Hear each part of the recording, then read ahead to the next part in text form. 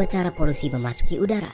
Yang pertama, point source, di mana polutan berasal dari satu sumber seperti emisi pabrik. Yang kedua adalah non-point source, di mana polutan berasal dari banyak sumber seperti mobil. Terdapat dua jenis polutan, di mana polutan primer adalah polutan yang dapat menyebabkan kerusakan secara langsung atau bereaksi di udara untuk membentuk zat yang merusak, dan polutan sekunder, di mana polutan terbentuk sebagai hasil reaksi antara polutan primer dan komponen udara. Tiga organ utama yang dipengaruhi oleh polusi udara adalah tiga organ yang sangatlah penting: paru-paru, jantung, dan otak. Polutan di udara adalah molekul-molekul kecil yang dapat dengan mudah masuk ke dalam tubuh di saat kita bernafas. Mereka dapat menyebabkan inflamasi di paru-paru yang dapat mengakibatkannya kehilangan kapasitas dan mengurangi fungsinya seiring waktu. Penumpukan polutan ini dapat menyebabkan penyakit pada paru-paru kita seperti asma, emfisema, bronkiolitis, bahkan kanker. Terlebih lagi, molekul buruk ini bisa masuk ke aliran darah, seperti membuat jantung kita stres dan bekerja lebih keras untuk berusaha menyediakan tubuh dengan jumlah normal oksigen.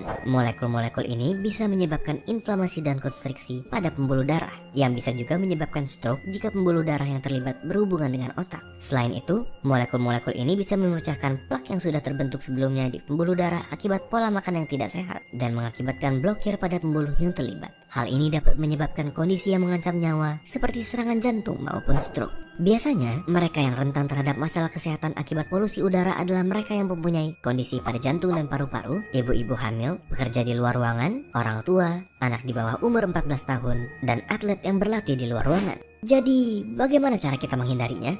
Pertama, batasi berjalan di jalanan yang sibuk, dan jika membawa anak kecil, angkat mereka supaya berada lebih tinggi dari posisi knalpot. Kedua, batasi menghabiskan waktu di daerah yang ramai kendaraan seperti lampu merah. Ketiga, jika kalian berolahraga, lakukanlah di daerah yang lebih tidak berpolusi.